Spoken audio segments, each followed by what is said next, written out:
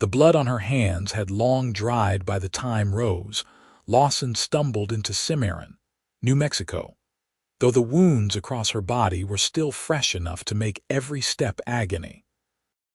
She had escaped 3 days ago from the gang that took her outside Santa Fe, and she had walked through desert and scrubland with nothing but the torn dress on her back, and a determination to survive that burned hotter than the September sun beating down on her shoulders. The year was 1878, and women who survived what she had survived rarely made it far enough to tell their stories. Rose collapsed near the water trough outside the Silver Creek Saloon, her vision swimming with exhaustion and pain. She could hear voices around her, the shuffle of boots, but everything seemed distant and dreamlike. Strong hands lifted her, and she tried to fight, tried to scream, but her body had nothing left to give. When she woke, she was lying on a clean bed in a small room with whitewashed walls. Sunlight streamed through a window covered with simple cotton curtains. For a moment, panic seized her, the memory of waking in that other place, that terrible place where they had hurt her again and again. But this room smelled of soap and dried herbs, not blood and whiskey. "You are awake." The voice was female, gentle. Rose turned her head carefully to see an older woman with silver-streaked brown hair sitting in a chair beside the bed. "My name is Margaret. You are at Dr. Hamilton's house. You are safe here. Safe." Rose did not know if she would ever feel that word in her bones again, but she nodded weakly. Margaret brought her water and helped her drink, and Rose realized she was wearing a clean nightgown, that someone had washed the dirt and blood from her skin. "The cowboy who brought you in said you collapsed by the saloon," Margaret said quietly. "Nathan Rourke. He is a good man. He has been checking on you every day. 3 days. Rose had been unconscious for 3 days. Margaret explained that Dr. Hamilton had tended her wounds, that they had been infected but were now being treated. She did not ask what had happened, and Rose was grateful for that mercy. On the 4th day, Rose was strong enough to sit up and take some broth. On the 5th day, she could stand and walk slowly around the room. The scars were healing, but she could see them when Margaret helped her change the bandages. Burns on her arms from where they had held hot irons to her skin. Cuts across her back from a whip. A deep gash on her thigh from a knife. Each one was a memory she wished she could forget.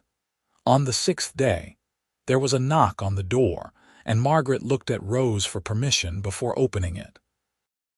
A man stood in the doorway, tall and lean, with sun-darkened skin and dark hair that fell almost to his shoulders beneath his wide-brimmed hat. His eyes were a striking shade of gray-green, and they held a gentleness that seemed at odds with the gun belt at his hip and the hardness of his jawline. "Miss Lawson," he said, his voice low and respectful. "My name is Nathan Rourke. I am the one who found you. I wanted to make sure you were recovering well." Rose found herself unable to speak for a moment. There was something in the way he looked at her, not with pity or disgust, but with a quiet understanding that made her throat tighten. "Thank you," she managed, "for helping me." Nathan stepped into the room but kept his distance as though he understood that closeness might frighten her. "No thanks needed. I am glad you are doing better. If you need anything at all, Margaret knows how to find me. I work at the Broken Arrow Ranch just outside town." He left before she could say more, but Rose found herself thinking about him long after he was gone. The days began to blur together as Rose healed. Margaret was kind and patient, never pushing her to talk about what had happened. Dr. Hamilton checked her wounds regularly, his professional manner making the examinations easier to bear. But it was Nathan's visits that Rose found herself anticipating. He came every few days, always polite, always keeping a respectful distance. Sometimes he brought small gifts, wildflowers he had picked on his ride into town, a book he thought she might enjoy, a perfectly smooth stone from the creek. "I thought you might like to see something beautiful," he said one afternoon, handing her a bouquet of purple asters. "The world has got more beauty than ugliness in it, even when it does not feel that way." Rose took the flowers, her fingers brushing his for just a moment. "Thank you, Nathan." "That is kind of you." "It is not kindness," he said quietly. "It is just the truth." As September turned to October, Rose grew stronger. She could walk without pain, could dress herself, could help Margaret with small tasks around the house. But the scars remained, and she found herself hiding them beneath long sleeves and high collars, ashamed of what they represented. One evening, Nathan arrived with a proposition. "There is a barn dance this Saturday," he said. "I know it might be too soon, but I thought if you wanted to get out of this house, see some of the town, I would be honored to escort you. No pressure, of course. I just thought you might like to be around people again." Rose's first instinct was to refuse. The thought of people looking at her, of their questions and their pity, made her stomach turn. But something in Nathan's expression made her pause. He was not offering out of pity. He was offering because he wanted to spend time with her. "I would like that," she heard herself say. "But I do not know if I can dance yet." "Then we will just listen to the music and eat too much pie," Nathan said with a smile that transformed his serious face. "That sounds like a fine evening to me." Saturday arrived with clear skies and a cool breeze that promised winter was on its way. Rose borrowed a dress from Margaret, a simple blue cotton with long sleeves that covered her arms. She tied her auburn hair back with a ribbon and looked at herself in the small mirror. She looked thinner than she had before, her cheekbones more prominent, her eyes haunted. But she was alive.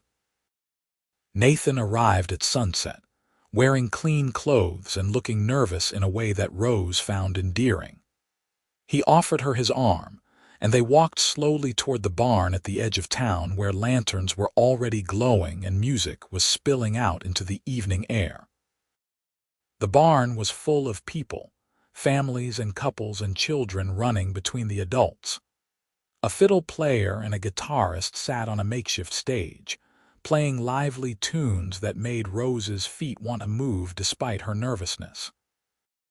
Nathan led her to the refreshment table and brought her a cup of sweet cider and a slice of apple pie. "Nathan Rourke, you actually came to a social event," a voice said, and Rose turned to see a man about Nathan's age grinning at them. "I thought you had sworn off dances forever." "Samuel, this is Miss Rose Lawson," Nathan said, his hand moving protectively to Rose's elbow. "Rose, this is Samuel Tucker. We have worked together at the Broken Arrow for 5 years now." Samuel tipped his hat to Rose, his expression friendly. "Pleased to meet you, Miss Lawson." Any woman who can get Nathan to come to a dance must be something special.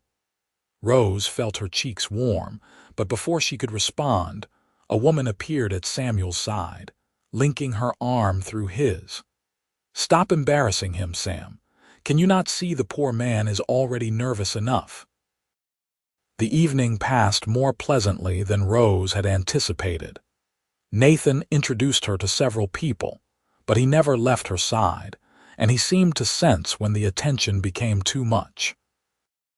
They sat on a bench outside the barn for a while, listening to the music drift out into the night, and Nathan told her about his work at the ranch, about the horses he trained and the wide New Mexico sky he loved. "I came out here from Missouri 5 years ago," he said. "My parents died of fever when I was 17, and there was nothing left for me there. I wanted to see the West to make something of myself. It has been hard work, but I love it here. This land gets into your blood." "I came from Kansas," Rose said quietly. It was the first time she had spoken about her past. "I was traveling to California with a wagon train. We were attacked outside Santa Fe. Most of the people were killed. A few of us were taken." She stopped, her voice catching. Nathan did not press her.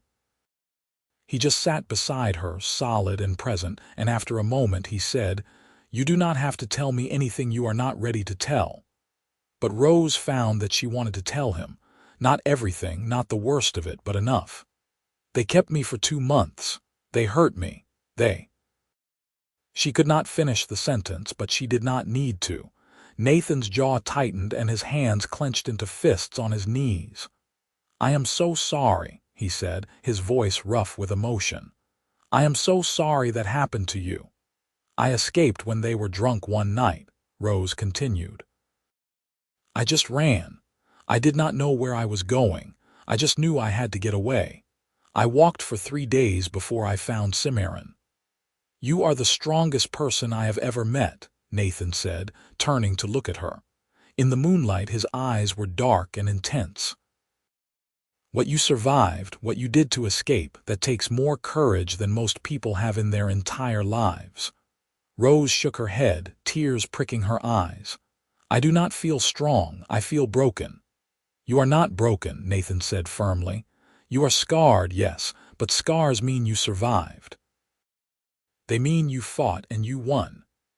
They sat in silence for a long time, and when Nathan finally walked her home, Rose felt something she had not felt in a long time.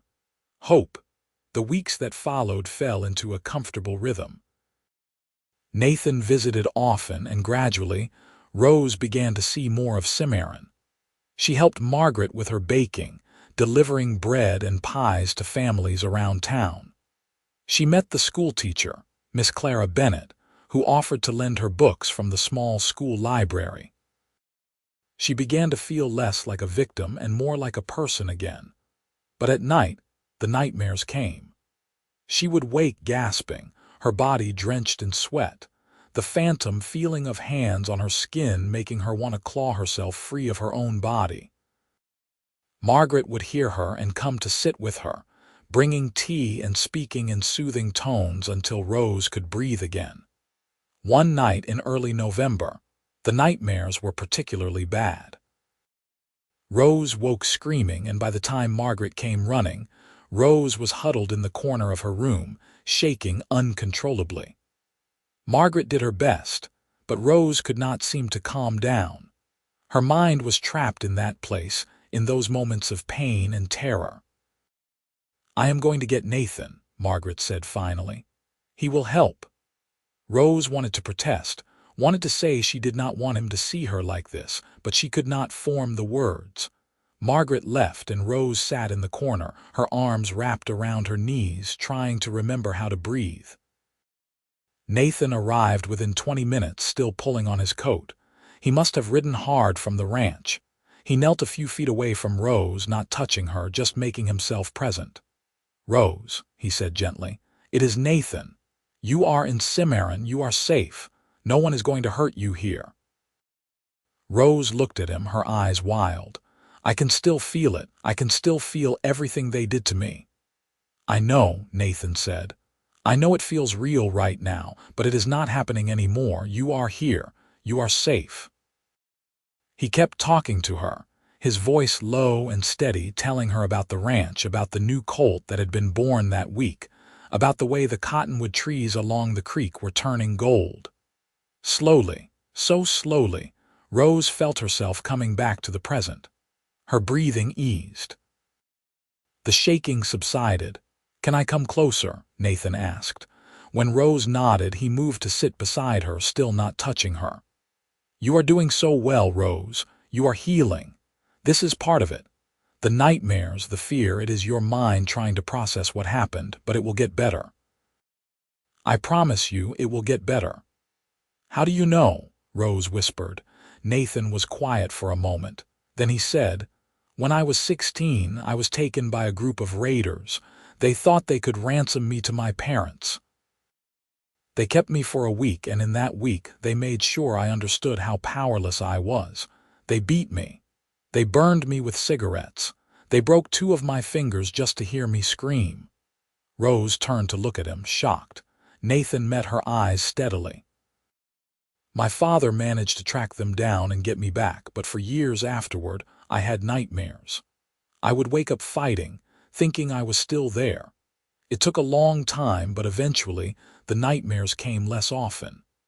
Eventually, I could think about it without feeling like I was drowning. You will get there too, Rose. I know you will.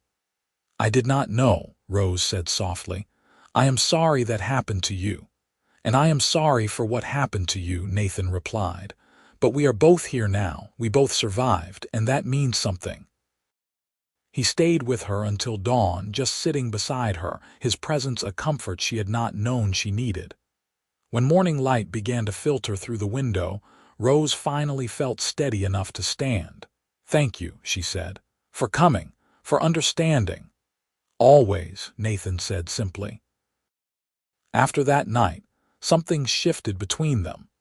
There was a deeper understanding, a connection forged from shared pain. Nathan began teaching Rose to ride, taking her out on gentle trails where she could feel the wind in her hair and the sun on her face. She began to smile more, to laugh at his dry humor, and the way he talked to the horses as though they could understand every word. One afternoon in late November, they were riding back from the creek when Nathan said, "There is something I want to show you. It is a bit of a ride, but I think you will like it." They rode for another hour, climbing into the foothills where juniper and pinyon pine dotted the landscape. Finally, Nathan led her to a small clearing that overlooked the entire valley. The view was breathtaking, the mountains rising in the distance, the town of Cimarron a small cluster of buildings far below.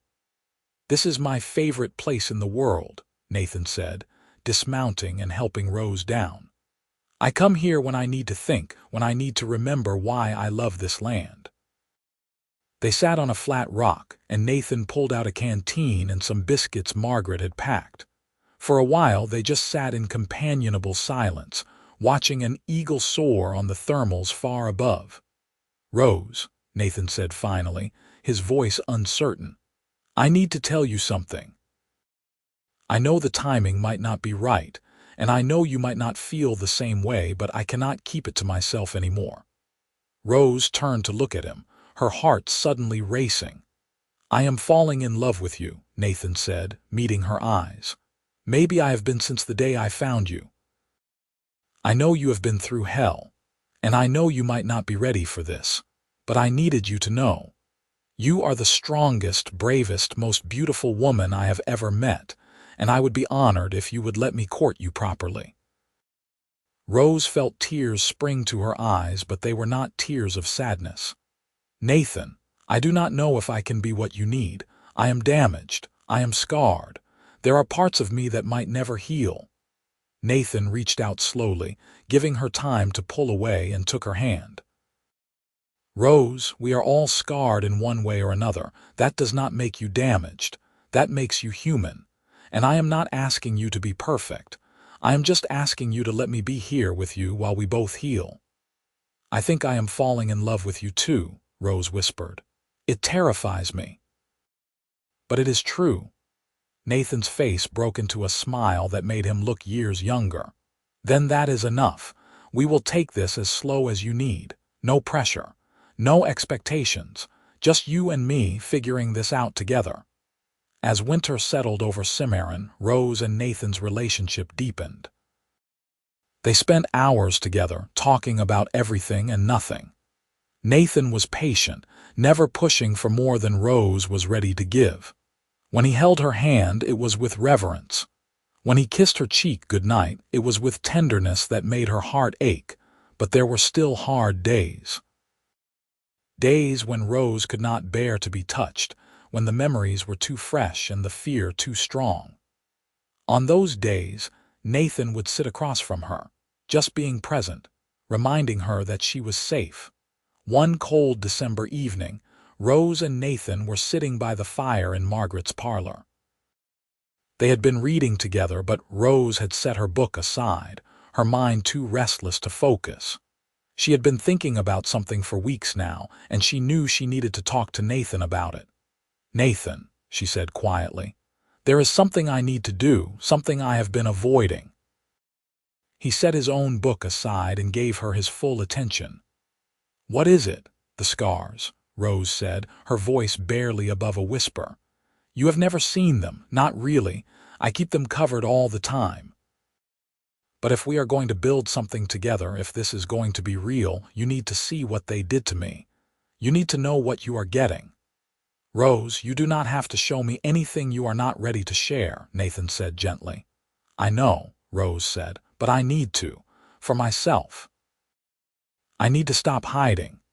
She stood up, her hands trembling slightly, and slowly began to unbutton the cuffs of her long-sleeved blouse.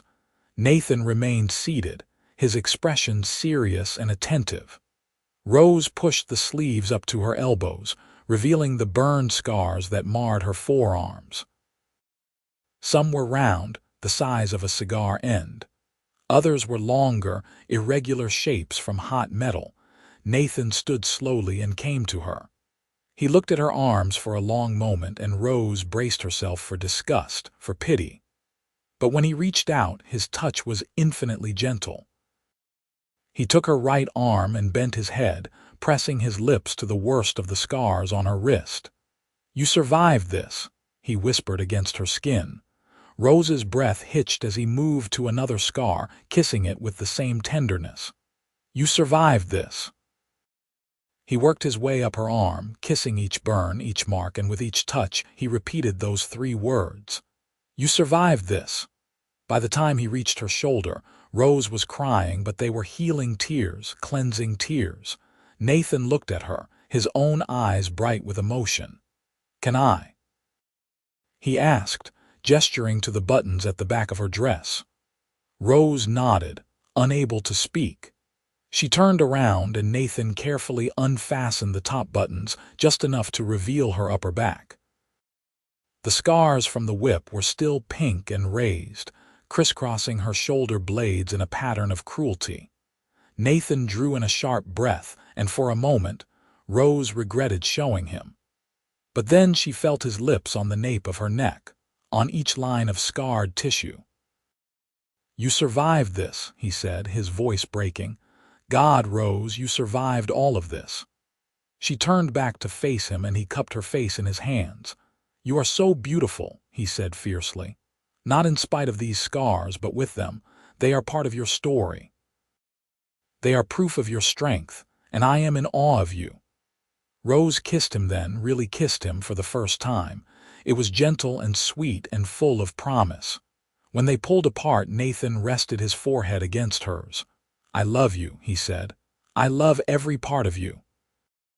"I love you too," Rose whispered back. Christmas came to Cimarron with snow and celebration. Rose had been living with Margaret for nearly 4 months now, and she had become a real part of the community. She helped organize the church Christmas service, baked cookies with the children at the school, and felt more at home than she had since leaving Kansas. On Christmas morning, Nathan arrived early with a gift wrapped in brown paper. Rose had made him a thick scarf, knitted during the long evenings by the fire, and she watched nervously as he opened her gift first. "It is perfect," he said, wrapping it around his neck immediately. "I will wear it every day." Rose opened her gift to find a beautiful leather journal with her initials stamped on the cover. "I thought you might want to write," Nathan said. "Margaret mentioned you used to keep a journal before. I thought maybe it would help writing things down." Rose traced the letters with her finger, touched beyond words. "Thank you. It is perfect." They spent the day with Margaret and some of the other families in town, eating too much and singing carols, and Rose felt something she had thought she might never feel again: peace. The new year of 1879 arrived with cold winds and the promise of change. Nathan and Rose's relationship continued to deepen, and by February, everyone in Cimarron knew they were courting. Nathan was a regular fixture at Margaret's house, and Rose had met his friends from the ranch, had even visited the Broken Arrow to see where he worked. One evening in early March, Nathan took Rose back to his favorite spot in the foothills. Spring was beginning to show itself in the new green grass and the buds on the trees. They sat on their rock, watching the sun set over the mountains, painting the sky in shades of orange and pink. "Rose," Nathan said, his voice nervous in a way she rarely heard. "I have been thinking about our future, about what we both want." Rose's heart began to pound. She turned to face him fully. "I know we have only been courting for a few months," Nathan continued, "but I have never been more sure of anything in my life. I love you. I want to spend every day for the rest of my life showing you how much I love you. Rose Lawson, will you marry me?" He pulled a simple gold band from his pocket, and Rose saw that his hands were shaking. "Yes," she said, her voice strong and clear. "Yes, Nathan, I will marry you."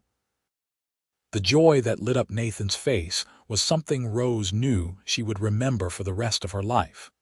He slipped the ring onto her finger and kissed her with a passion that made her dizzy. When they finally pulled apart, both of them were laughing and crying at the same time.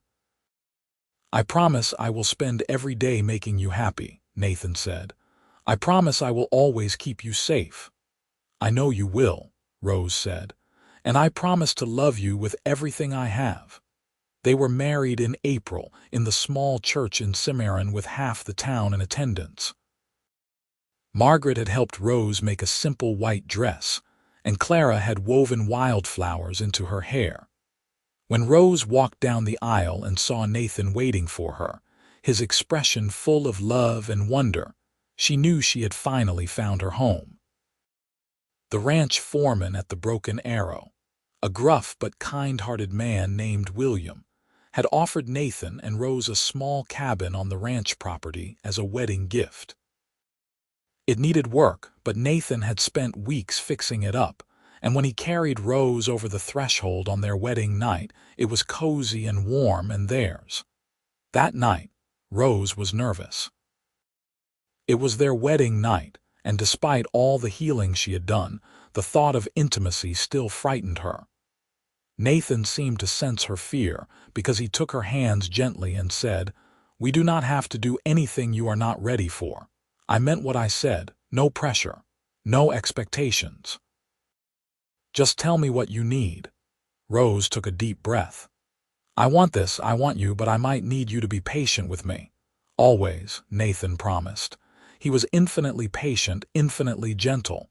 He asked permission before every touch, every kiss.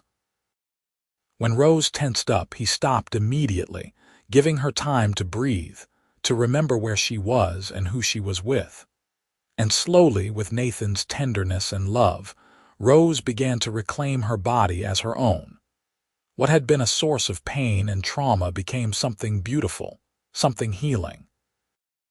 Afterward, they lay tangled together in the soft light of the oil lamp, and Rose traced the scars on Nathan's chest, the ones he had shown her weeks ago. The cigarette burns, the marks from where they had beaten him. They were both scarred, both survivors, and somehow that made their love even more precious. "I never thought I would feel whole again," Rose whispered. "But with you, I do." Nathan kissed her forehead. "You were always whole, Rose. You just needed time to see it." Life at the Broken Arrow was good. Rose thrived in the wide open spaces, and she discovered a talent for working with the horses that surprised everyone, including herself. Nathan taught her everything he knew, and soon she was helping him train the young colts and fillies. The work was hard but satisfying, and Rose loved the feeling of accomplishment at the end of each day. She also continued her friendship with Margaret, visiting town regularly to help with baking and to attend the women's group at the church. She became close with Clara, the schoolteacher, and with Samuel's wife, Elizabeth. She had built a life here, a community, and it felt like a miracle after everything she had lost. The nightmares still came sometimes, but they were less frequent now. And when they did come, Nathan was there, holding her, reminding her that she was safe. Some nights they would lie awake talking until dawn, sharing their fears and their dreams. Nathan told her about his plans to eventually own his own ranch, to breed horses that people would come from all over to buy. Rose told him about her dream of writing a book someday, of putting all her experiences down on paper so that other survivors would know they were not alone. "You should do it," Nathan said. "You have a story worth telling." "Maybe someday," Rose replied. "When I am ready." Summer arrived with blazing heat and long golden days. Rose and Nathan fell into a rhythm of work and love, of laughter and quiet moments. They would ride out to their special spot in the foothills on Sunday afternoons, bringing a picnic and spending hours just being together. One evening in July, Rose realized she had missed her monthly courses. At first, she thought it was just the heat or the hard work, but when a second month passed, she knew. She was carrying Nathan's child. She told him one evening after supper, nervous about how he would react. They had talked about children, but always in the abstract, something for the future. But Nathan's face broke into the biggest smile she had ever seen, and he picked her up and spun her around, laughing with pure joy. "We are going to have a baby," he kept saying, as though he could not quite believe it. "Rose, we are going to be parents. Are you happy?" Rose asked, suddenly uncertain. "Happy," Nathan set her down carefully, as though she might break. "I am the happiest man alive. You are giving me everything I ever wanted." The pregnancy was not easy. Rose had difficult mornings and exhaustion that left her sleeping 12 hours a night. But Nathan was attentive and caring, taking over her chores and making sure she rested. Margaret came out to the ranch regularly to check on her, bringing herbal teas and advice. As Rose's belly grew, she found herself thinking about the future in ways she never had before. She was going to be a mother.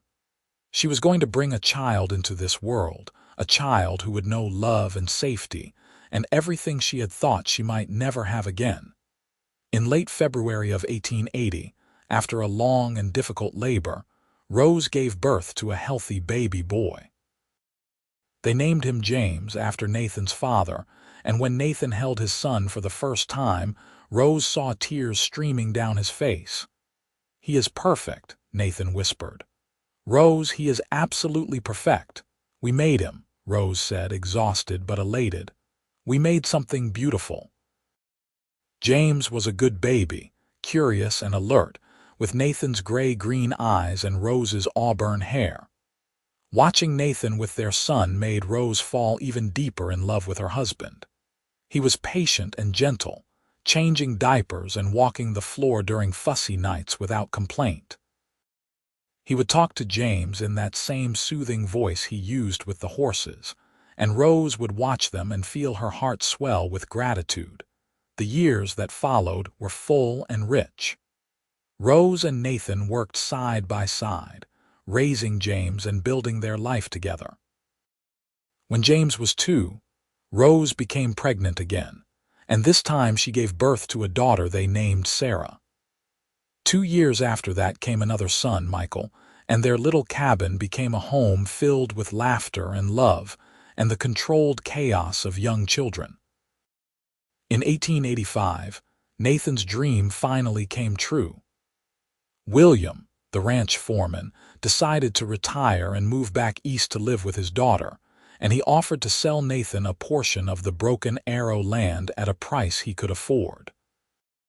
With the money they had saved, and a loan from the bank, Nathan and Rose bought 300 acres and started their own ranch.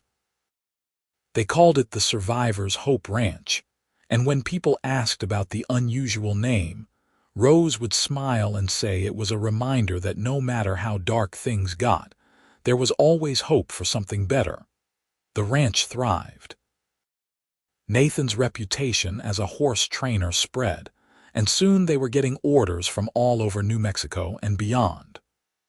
Rose managed the books and helped with the training, and she also finally began writing her book. She would sit at the kitchen table in the evenings after the children were in bed, filling page after page in the journal Nathan had given her all those years ago. When the book was finished, She sent it to a publisher in Chicago, not really expecting anything. But 6 months later, she received a letter saying they wanted to publish it. Surviving the Darkness, a true account of captivity and healing in the New Mexico Territory, was published in 1888, and while it was not a bestseller, it found its audience. Rose received letters from women all over the country who had survived similar traumas, who told her that her story had given them hope. Life was not perfect. There were hard years when drought killed the grass and they struggled to feed the horses. There were childhood illnesses that kept Rose up at night, praying over fevered brows. There were moments when the old nightmares returned, when Rose would wake gasping and Nathan would hold her until the sun came up. But there was also joy. There were Christmas mornings with 3 excited children tearing into presents. There were summer picnics by the creek, all 5 of them splashing in the cool water. There were quiet evenings on the porch, Rose and Nathan watching the sunset while the children played in the yard, and feeling grateful for every single day they had together. James grew into a thoughtful, serious boy who loved the horses as much as his parents did. Sarah was spirited and fearless, always climbing trees and bringing home injured animals to nurse back to health. Michael was the family comedian, always making everyone laugh with his antics and his quick wit. As the years passed and the children grew, Rose and Nathan grew older together, their love deepening with time. They would still ride out to their special spot in the foothills whenever they could steal a few hours away, and they would sit on that same rock and remember that winter day when Nathan had proposed. "You ever regret it?" Rose asked one afternoon in 1895. They were both in their 40s now, their hair showing threads of gray. "Marrying me, taking on all my baggage," Nathan looked at her as though she had said something absurd. "Regret you? Rose, you are the best thing that ever happened to me, you and our children and this life we built together. I would not change a single thing. Not even the hard parts," Rose pressed. "Especially not the hard parts," Nathan said firmly. "The hard parts made us who we are. They taught us how to be strong, how to survive, how to love each other through anything.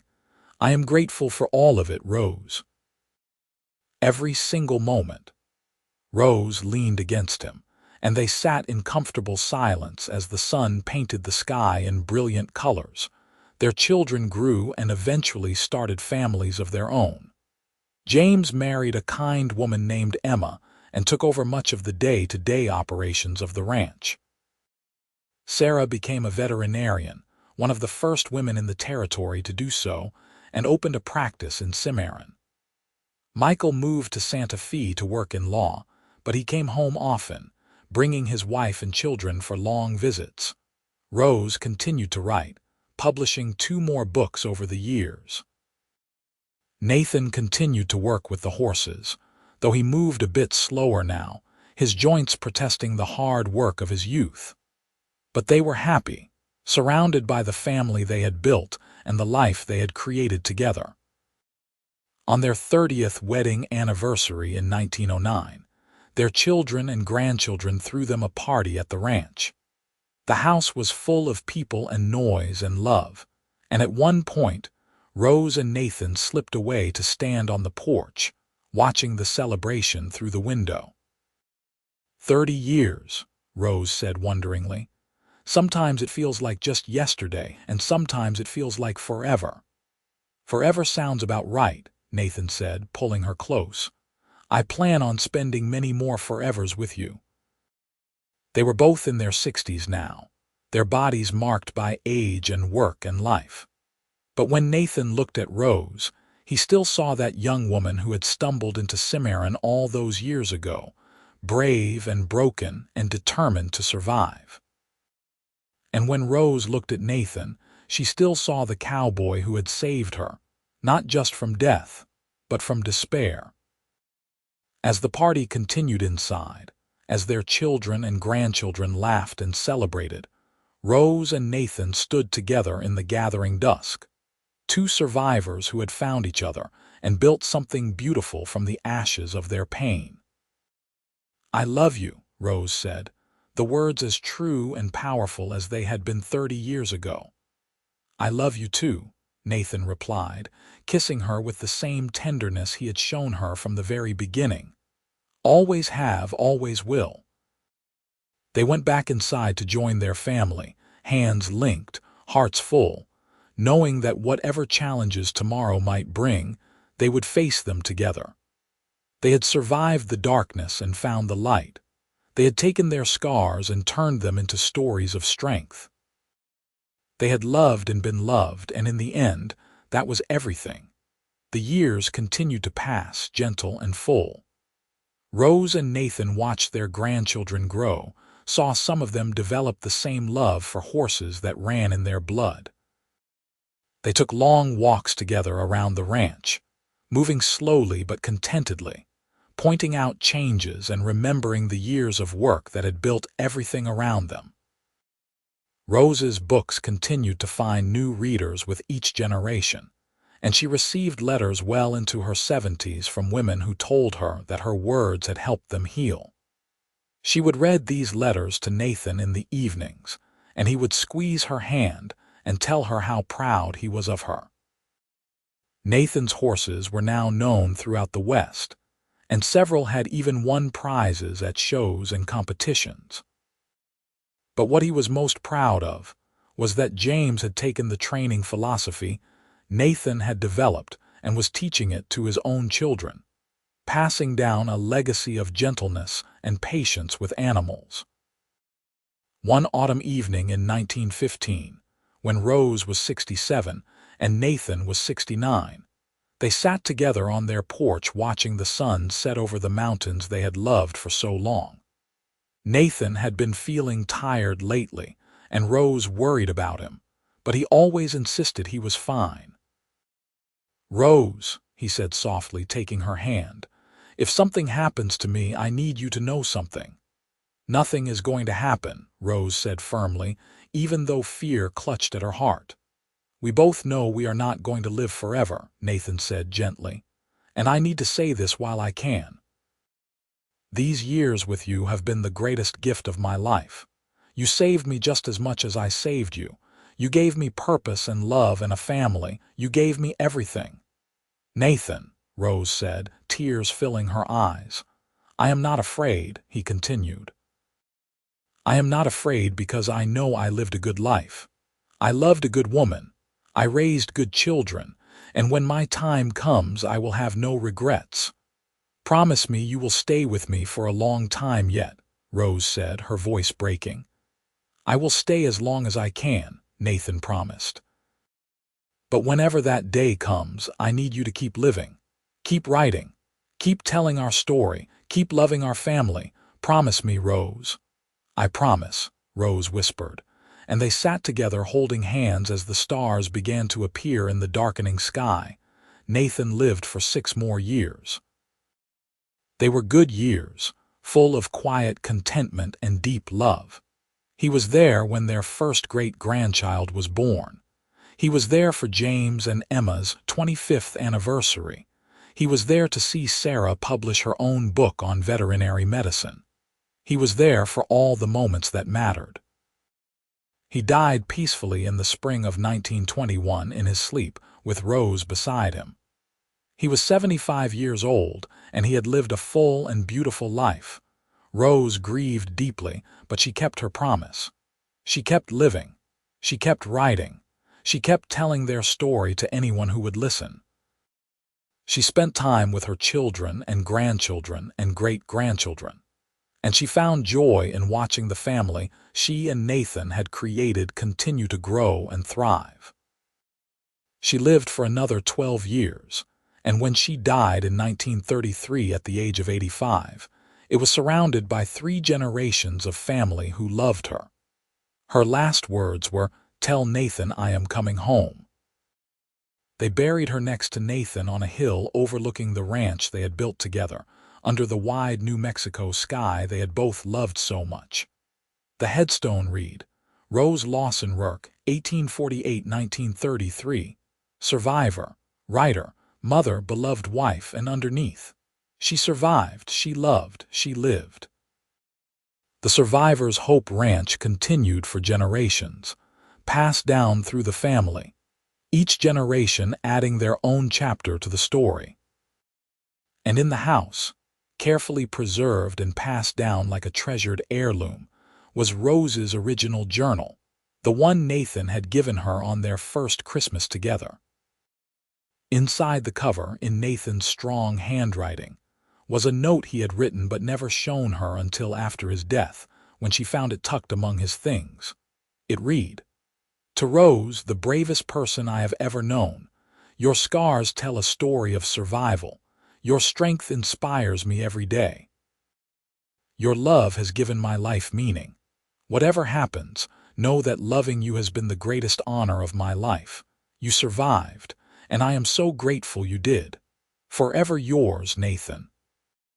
And so their story ended, as all stories must, but the love they shared and the legacy they built lived on, a testament to the power of healing, the strength of survival, and the transforming grace of true love.